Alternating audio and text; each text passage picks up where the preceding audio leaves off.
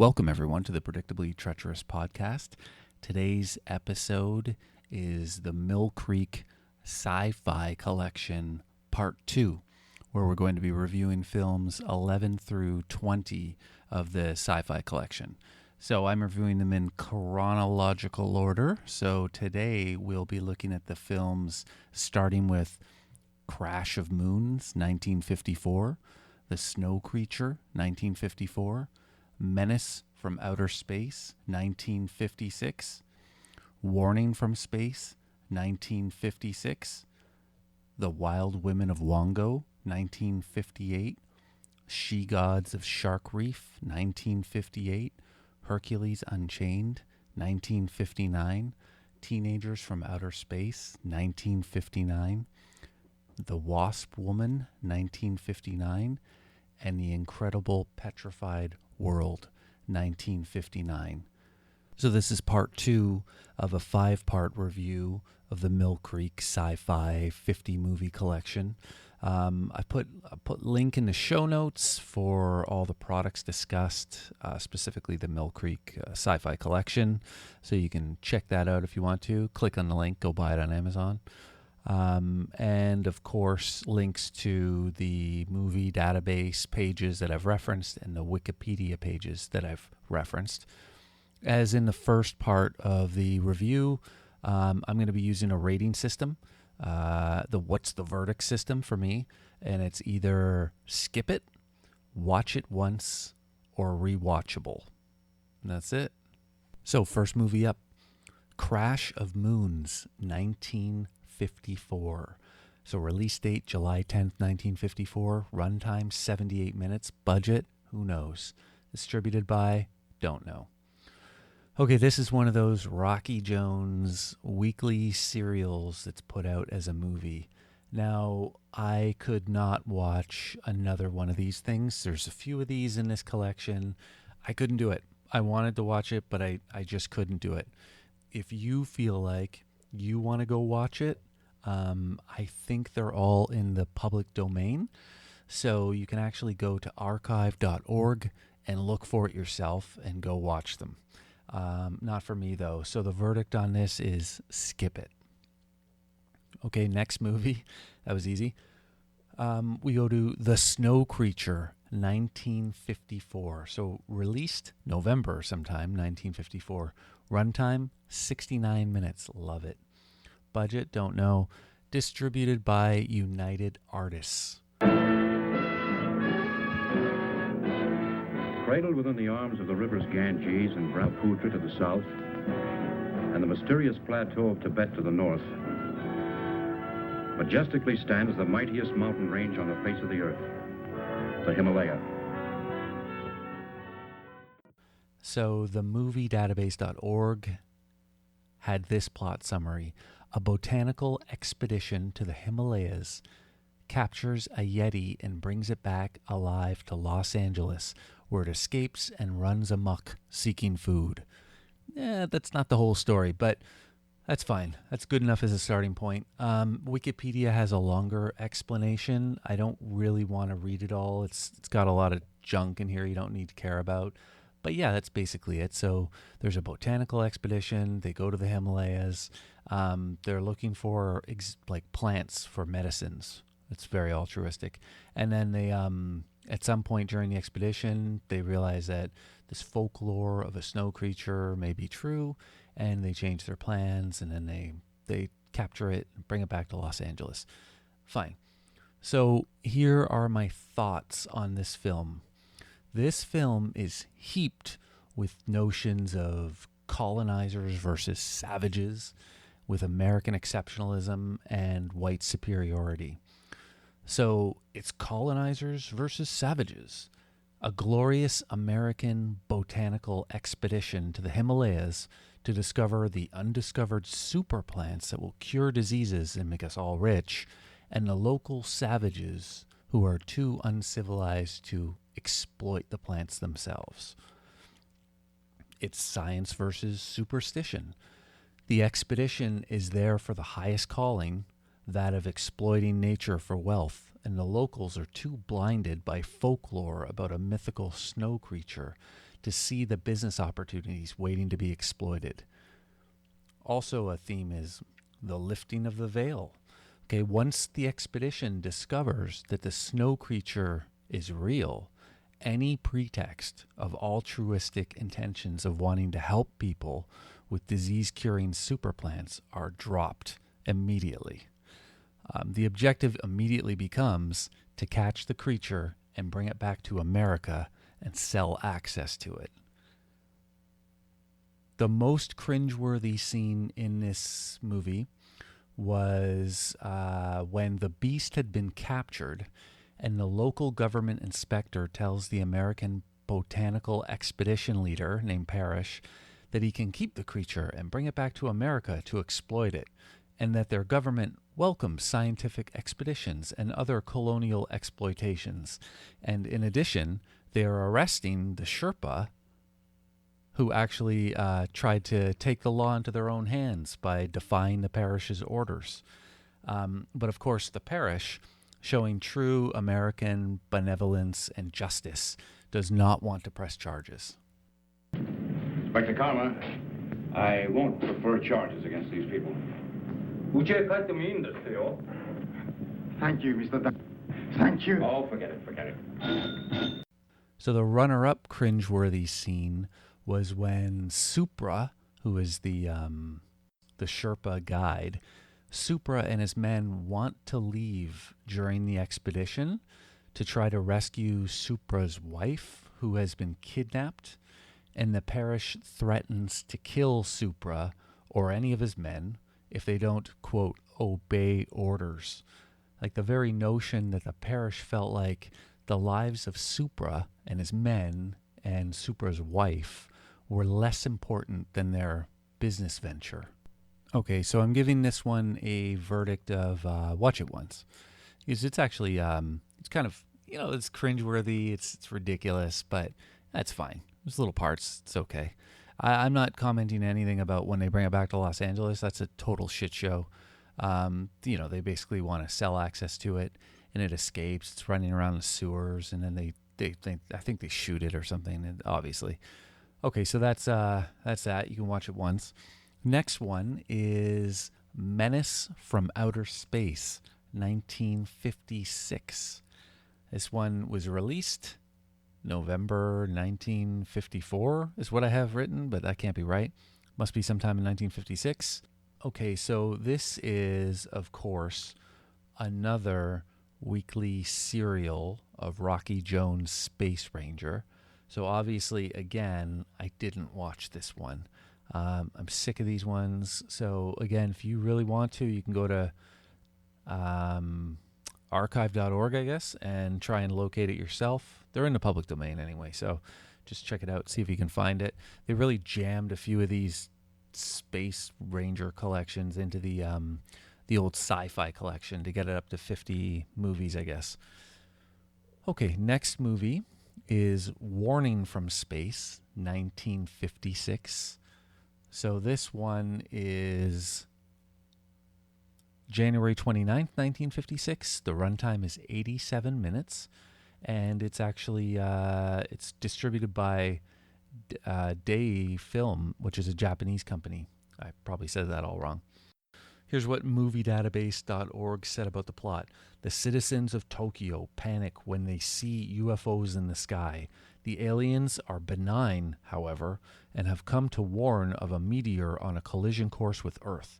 As the meteor approaches, the Earth's atmosphere begins to heat up, and mankind must race to construct a weapon to destroy it. Okay, Wikipedia had some stuff to say about it as well. It's a Japanese science fiction film released in January 1956. It was the first Japanese science fiction film to be produced in color. In the film's plot, starfish-like aliens, it's true, we'll go into that, disguised as humans travel to Earth to warn of the imminent collision of a rogue planet with Earth. Well, whatever, okay.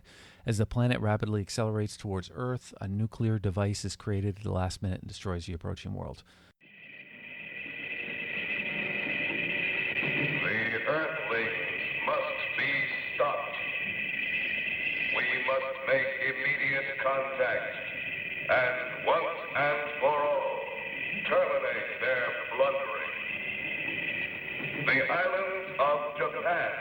appear best suited for our landing. Number 1 will be responsible for this initial penetration. Your mission is to reach their scientists. They are the ones to conquer first, especially the one called Professor Komura. So let's get into it here.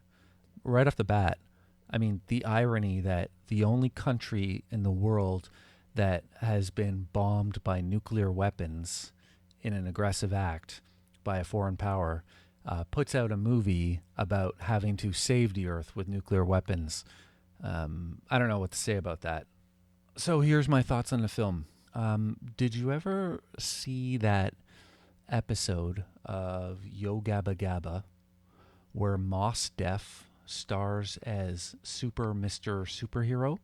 He sings a song to a frightened alien called Starsky, who is shaped like a human-sized star, to try and gain Starsky's trust. Don't worry, Starsky, don't make a fuss. We're here to help you, you're safe with us. So I think the alien from that episode was influenced by the aliens in this film. So at the beginning of this film, there are grown men in star costumes. So when I say star costumes, I mean the 5 points, like the kind of cartoon star. And the star costumes have a large eye in the middle of the body. And they make this cryptic pronouncement on a spaceship about contacting a scientist from Japan. And then, okay, so a bunch of stuff happens after that. I get a bit lost. 45 minutes, fast forward 45 minutes, and the aliens sort of cloned a lounge singer that informs the scientists that a runaway planet is going to collide with Earth. And that it can be stopped if they work together by creating a gigantic atomic blast in space to change the trajectory of the runaway planet. So it's kind of bizarre. It's an interesting notion, and I think this has come up in other sci-fi stuff. Maybe this is the first place it was. So it's kind of a cool idea. But as I said earlier, there's the irony that it's Japan putting out a movie about this. Japan, where Hiroshima and Nagasaki were bombed with nuclear weapons or atomic weapons, and then they're putting out a movie about how, these things can actually be used to save humanity. Okay, so one thing though as well, it was refreshing to see a film where the world is saved by a nation other than America. Overall, it's kind of a shitty film. It's a little bit bizarre, a little bit slow. It's kind of hard to know what's going on. I mean, you get the basic concept. There's not much more to it than that. I would say, to be generous, what's the verdict? Watch it once. But you could also skip it. You could, this part 2, I don't know, I got to tell you, these movies, 11 through 20, you could pretty much skip most of these, but we'll get to that.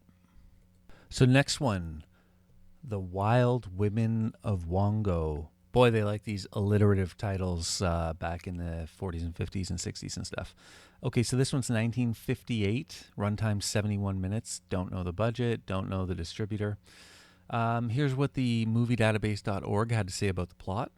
So on the tropical island of Wongo, a tribe of beautiful women discover that the other side of the island is inhabited by a tribe of handsome men. Oh, how wonderful. They also discover that a tribe of evil ape men live on the island too, and the ape men are planning a raid on the tribe in order to capture mates. That's pretty straightforward. Unfortunately, at this point, I can't really remember if that's accurate or not. It sounds kind of familiar. I had a lot of difficulty figuring out what the hell was going on in this movie. It should have been a lot better. Okay, so the thing is, the women, it's right up my alley. I like pinup girls. The women from the tribe look like they've emerged from a Flintstones episode, but this is pre-Flintstones. They have these sexy, prehistoric-looking, sleeveless mini-skirt dresses, and the leaders is animal print. So they would make very foxy Halloween costumes. They look great. But the film is so hard to get through. I think the audio was very bad, and the actual video quality is pretty poor too. And not to mention that I don't know what the hell was going on with the plot. It was bizarre. It was hard to follow. So I had a really difficult time with this. I would say this is kind of a skip it one, but I'm going to say watch it once. And if you are going to skip it, at least go to the crocodile goddess scene at 31:30 for a good look at the women, and then the dancing close-ups start at 33 minutes. Okay. So next film, oh my God, The She-Gods of Shark Reef. Like, what the hell is going on here? This one's released August 1958. It's 63 minutes. I'm telling you, I couldn't even get through this one. It was atrocious.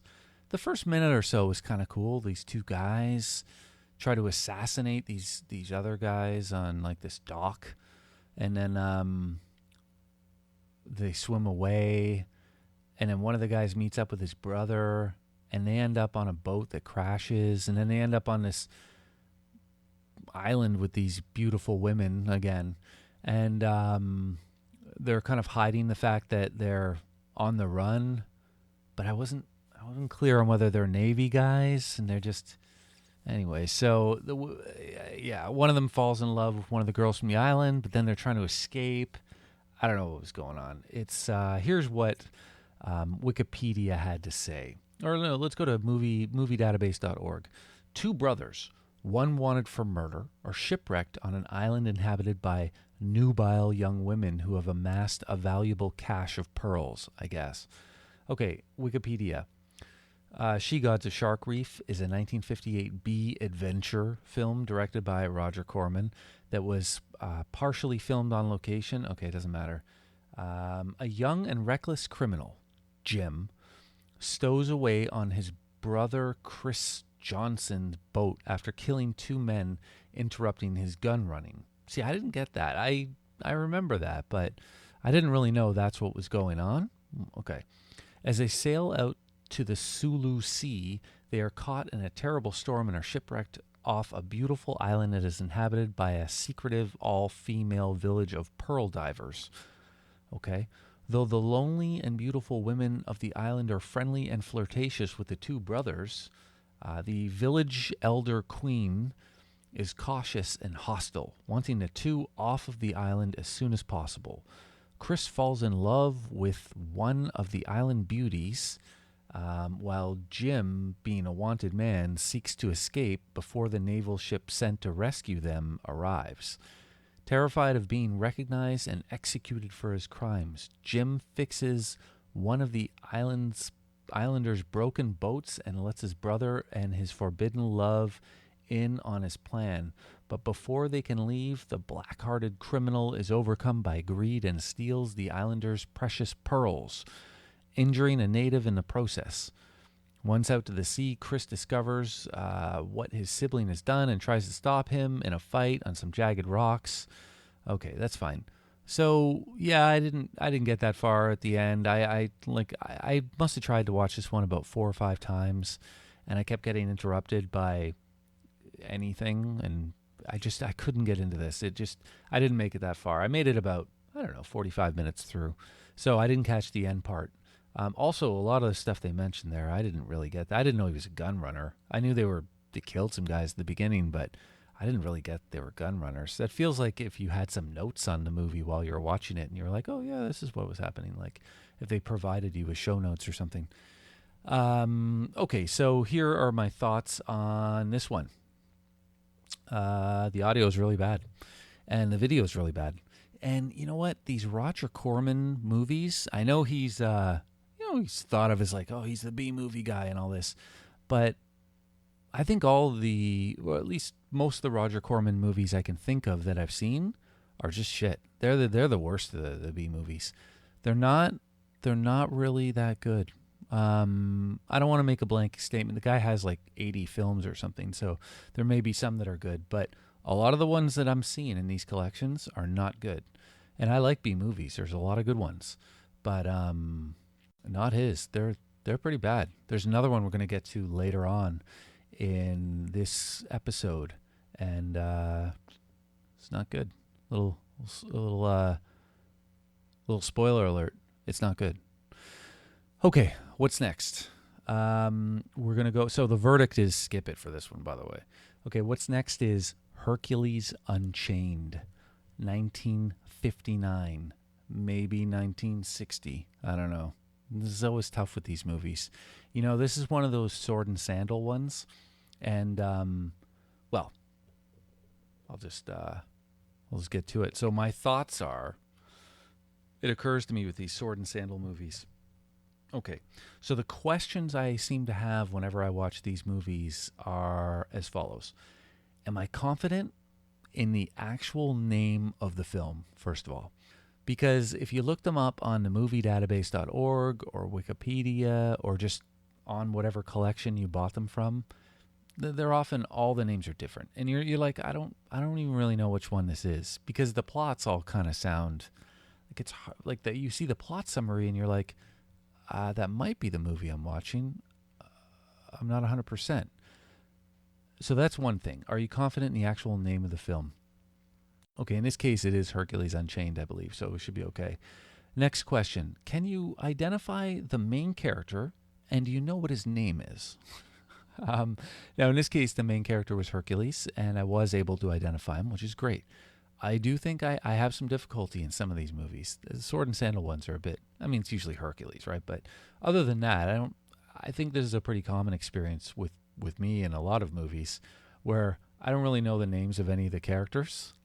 And in some of these movies where it's not completely obvious what's going on, I don't really know what's at stake and what the central plot is, sometimes.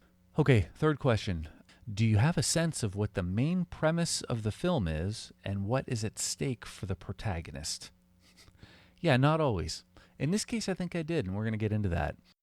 This one was narrated for a little bit, and it was dubbed into English, which is dubbed into English is great. Okay, so the opening scene, a guy gets stabbed by some army guys.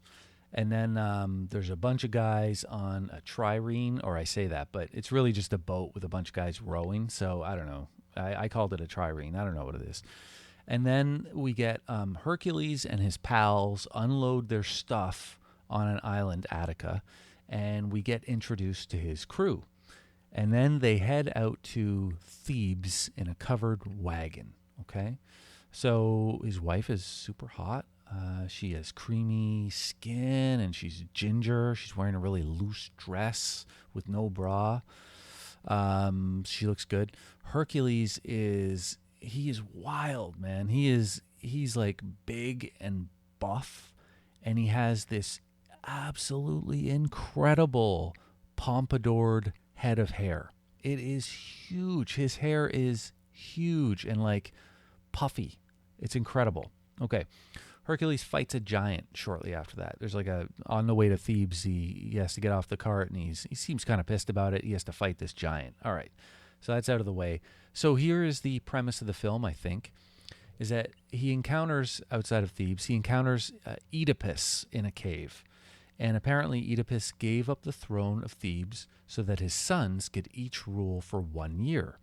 But now we're at the end of the first year, and the son who has the throne is unwilling to give it up. And the other son, he's like, hey, I'm gonna go in and attack you and try and take over the throne if you don't give it up. So Hercules is there to broker a peace between the two sons. And then I guess Oedipus, or the son, whatever, agrees and says, look, you have 6 days to achieve this, or I'm going to go in and attack the brother. And I got to admit, after this point, I got completely lost. I don't know what happened. All I know is various things happened, and there was battles and stuff. And in the end, I guess it was successful or something. But yeah, that's where we're at. So what's the verdict for this one? I'm going to say skip it. You got better things to do with your time. Okay. Next one. The next film is Teenagers from Outer Space. 1959, June 1959.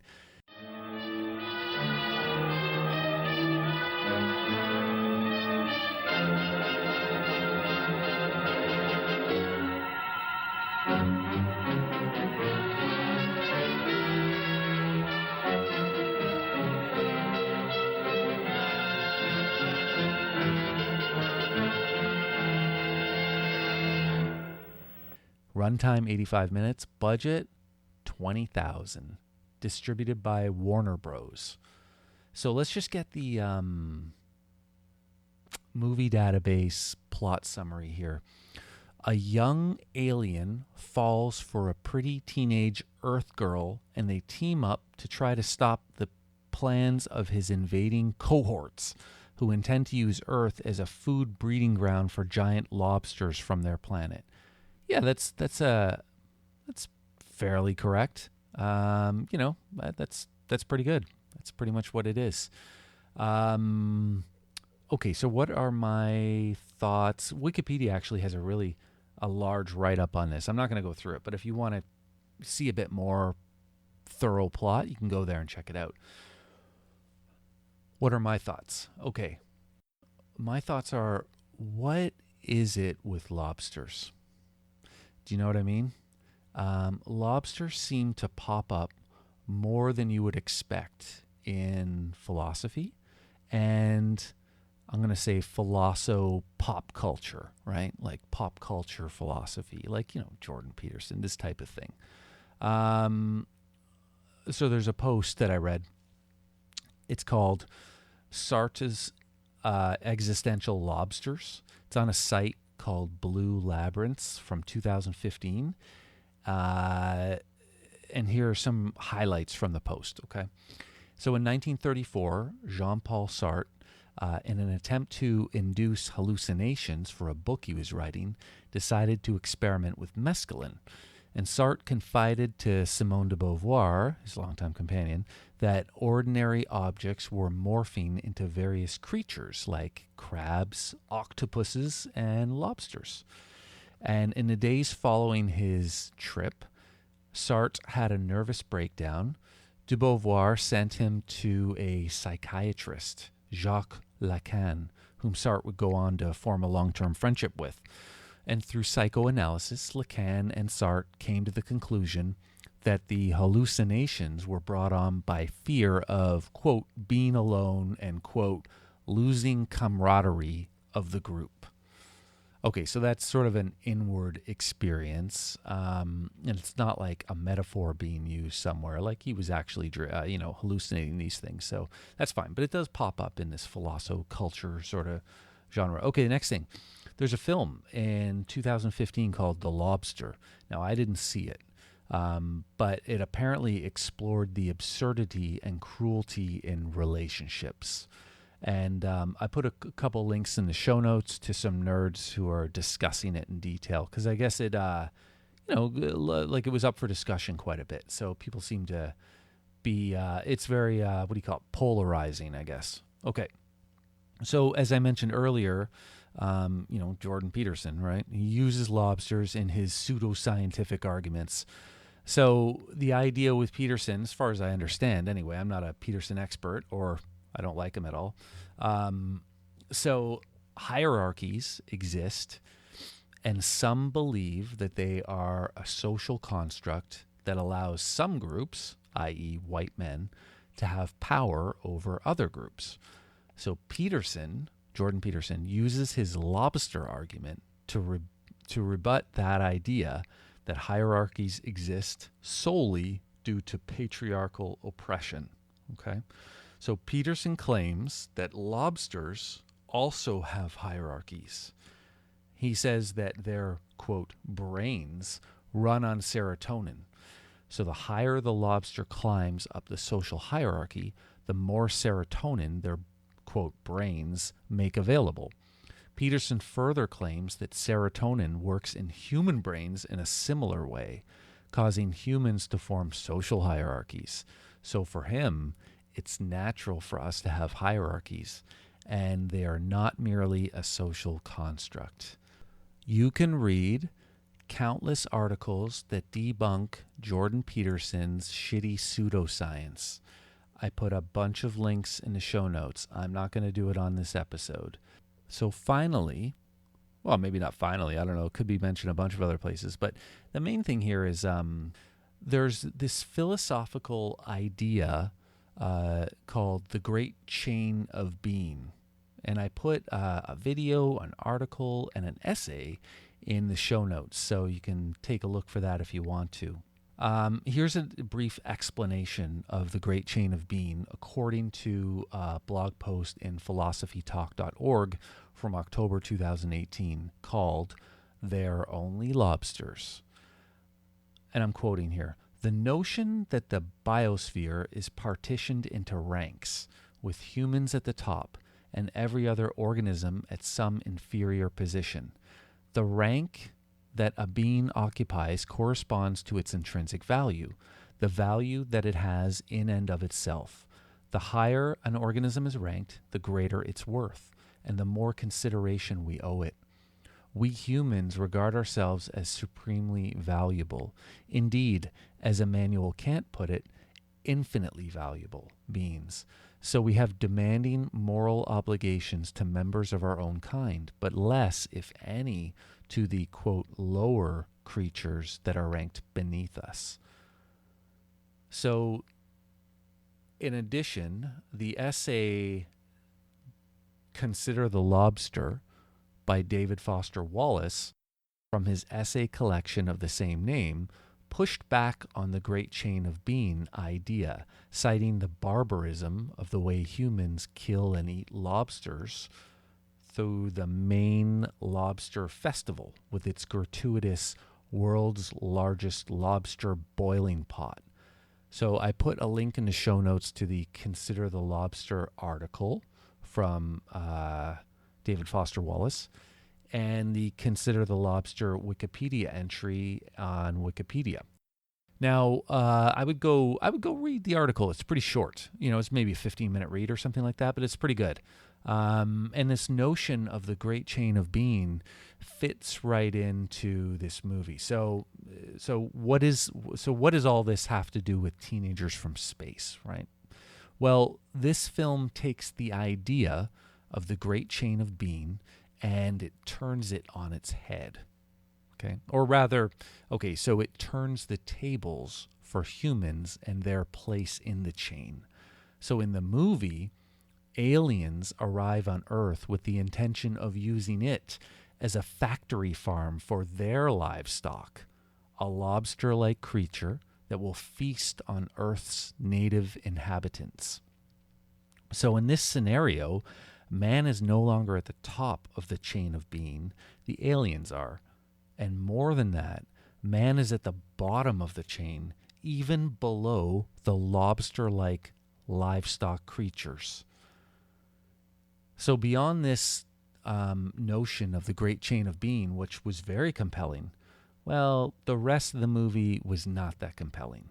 One of the aliens doesn't see the creatures of Earth as unimportant, like his colleagues do, and he flees from them. And then one of his colleagues is sent in pursuit of him to kill him. So in the end, the compassionate alien sacrifices himself to save the inhabitants of Earth. So sort of interesting. I mean, what's the verdict on this one? I would say watch it once. Definitely don't skip it. It's worth watching. It's got some serious cringeworthy dialogue. Report preliminary findings. Thor reporting. 42 saturation degrees in 96 volumes. Intermediate fluctuation in Marfan content. Derek reporting.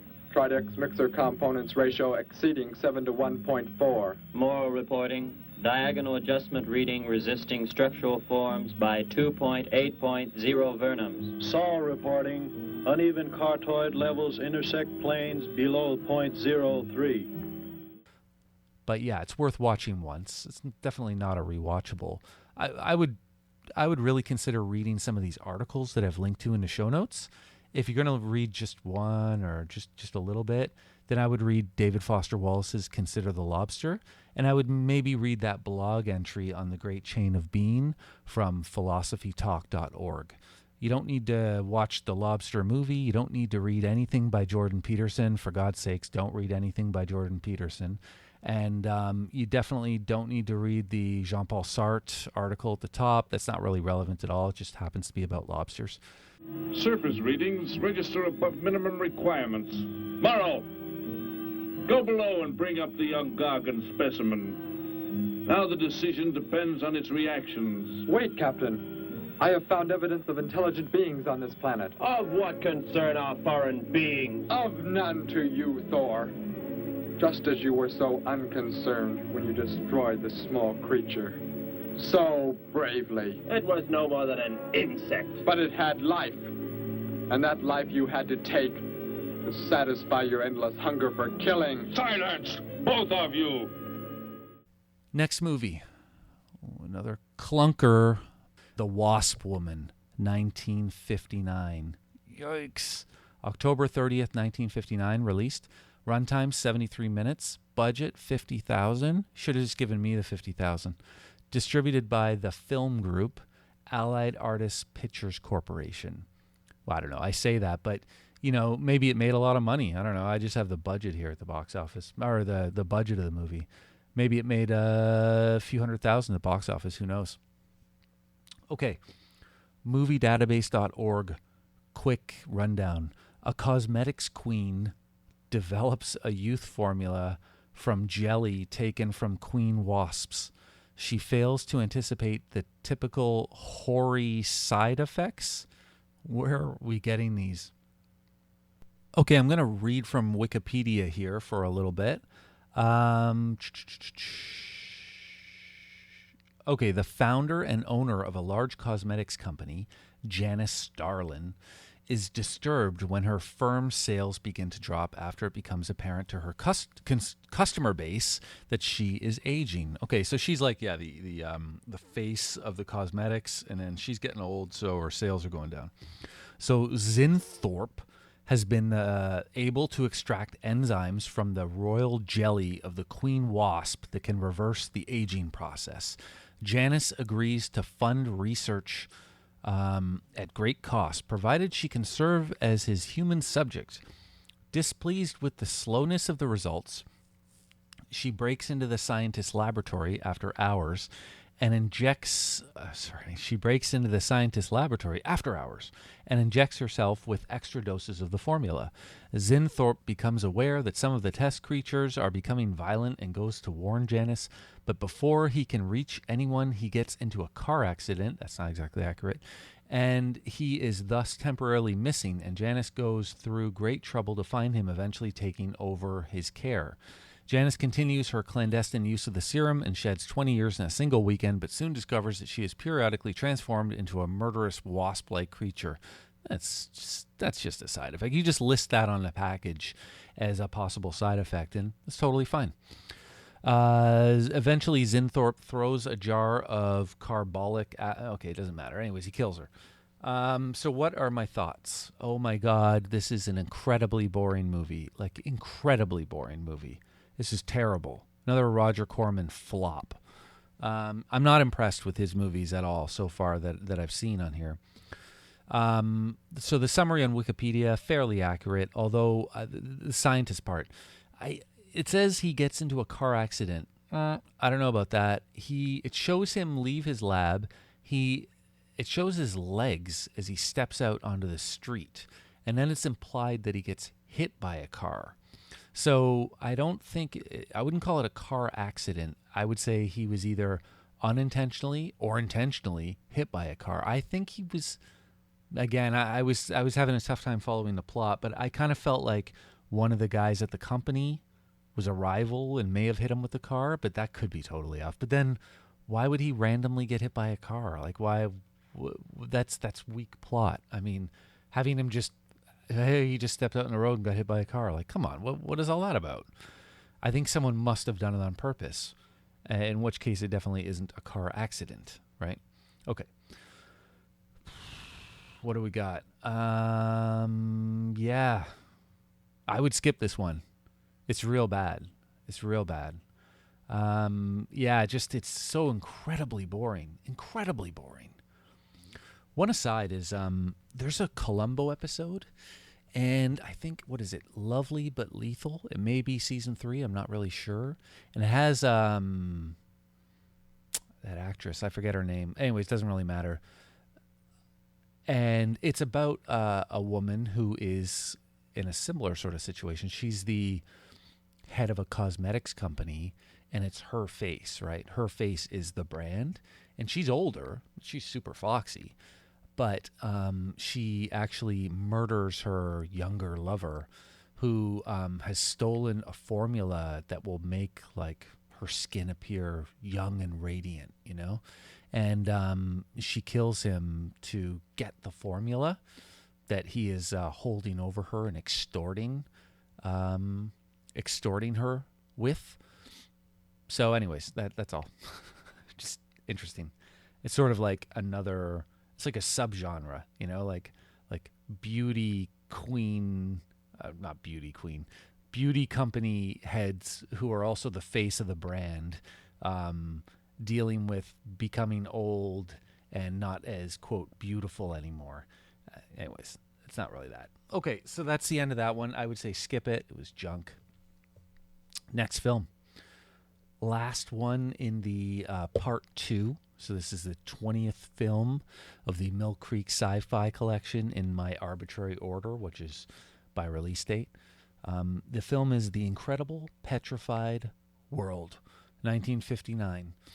Released April 16th, 1960, even though I just called it 1959. I actually think it was made in 1957, but they didn't release it until 1959 or 60, something like that.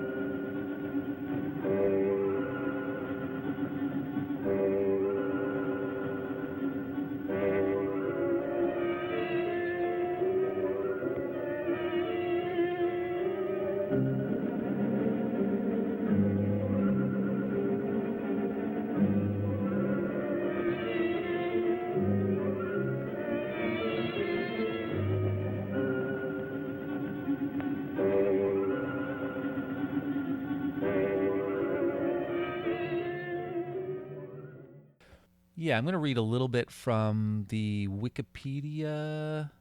Well, let's go to the moviedatabase.org page first. So when the cable breaks on their diving bell, 4 people find themselves trapped in a hidden underwater world. Yeah, I guess. I mean, that's kind of it. Yeah, there's 4 people, and they go down in this diving bell and under the water, and they're supposed to go really far, and the cord snaps, but somehow they don't die. They find that they're able to, that it's light outside the bell suddenly, which they didn't expect. And then so they get in their diving suits and they go out, and then they end up surfacing in like this weird underground, what am I saying? It's like a cavernous world under the ocean, or in the ocean somewhere. And it's all lit by phosphorus or something like that. So it's bright in there. And then they wander around for a while trying to find their way out, and they encounter a man who is down there who would become trapped 15 years earlier. And before they can escape, it's discovered that man they found murdered his friend who was down there with them, and that man is becoming lecherous after the women. It's kind of weird. I don't really know what the point was. But anyways, they get rescued. They send down another diving bell, and they rescue them, and that's it. Here are my thoughts on the film, though. So at the beginning, there's this really strange, pointless footage of a shark and an octopus fighting under the water, like a real shark and a real octopus kind of fighting under the water. It's like for the first 2 or 3 minutes of the film, and I didn't really get that. I don't like, what are they doing? I guess they just did that because we have this footage. It's sort of compelling. Although now I would say it's gruesome. Like, I don't want to see a shark and an octopus like trying to kill each other under the water. It's not very nice. About 16 minutes in, when they're in the diving bell and the cord snaps and they wake up from it after they're shaking around, and they all get knocked unconscious, but then they wake up, and when the one girl, Dale, realizes that they're in the bell under the water and they're going to perish eventually because they're under the water and they're trapped, she starts to lose her shit, and she's like freaking out, and one of the guys shakes her and then slaps her. What is with this this notion that a woman freaking out, you should shake her and slap her so she comes to her senses? Who thought this was a good idea at some point? Oh, one of the really interesting things in this movie was they're in this diving bell under the water, and then when they escape the diving bell, they go to this underground cavernous area, right? But the gals are running around in like these fetching cashmere sweaters and dress pants. It looks like they're on their way to a dinner party. And one of the girls, she seems like she's even wearing these kind of sexy dress panty capris. Like, what is these outfits? They don't have like rigorous climbing gear or I don't know, something like, or just, their diving gear because they were going down in the water. They're wearing these weird cashmere sweaters. It just seems kind of strange. There's also some interesting stock footage of Komodo dragon at about 32 minutes through, which is, they just threw in there. The Komodo dragon seems to live in these caverns for some reason. They're wandering through the caverns trying to get out, and they come across this Komodo dragon just hanging out. God knows what it was doing there. There's a really strange scene where things start to heat up between Dale and Lori. When I need your advice, I'll ask for it. Sorry. I didn't realize. You don't realize a lot of things. You probably never will. I didn't mean to intrude, Dale. It was just a friendly joke. Friendly? Well, you just listen to me, Miss Innocent. There's nothing friendly between two females. There never was and there never will be. All right, so what's the verdict on this one? I don't know. You can watch this one once. It was okay. If you can make it through the first 18 minutes or so without turning it off, then you can watch it. The first 18 minutes or so was tough. I was having a really tough time because it was bad. There was nothing compelling. It was really just goddamn boring to watch. And then after about 18 minutes, I was like, okay, at least some interesting stuff's kind of happening. And one cool part is when the cave dweller shows up. The girl Lori has a scream, and the cave dweller guy is way in the distance, and he's watching them. And that was a good little scene. He reminds me of Will Forte, the character that he plays in The Last Man on Earth. So you can look that up. And if you watch this movie, it's kind of funny. All right, so that's it for that. Yeah, I'm going to say watch this one once. You could even skip it. You could skip pretty much all these ones. But yeah, I'm going to say watch it once, and that will be it for that. So quite an unsuccessful part 2 to the Mill Creek Sci-Fi Collection. Let's hope part 3 proves a lot more successful. There's a lot of junk in these part 2 movies. I did overall, though, let's just recap. I did like seeing the Snow Creature was worth it. I'm going to say Teenagers from Outer Space was worth it, and The Incredible Petrified World, we'll give that was worth it. The rest of them, junk. I mean, you may want to watch parts of them or just check them out real briefly, but they were crap. Well, hopefully part 3 will have some better movies. Tune in next week. Thank you for listening today. Check out the show notes for this episode or any episode on my website at ptpod.xyz. The show notes contain the links to all my sources and products that were referenced in the episode. You can write a glowing review of my podcast on iTunes or Google Play. There are handy-dandy links in the menu on my website at ptpod.xyz. And you can support me on Patreon at patreon.com/PTPod. The intro music for today's episode was Sweeter Vermouth, courtesy of Kevin MacLeod at incompetech.com. Check out the link in the show notes.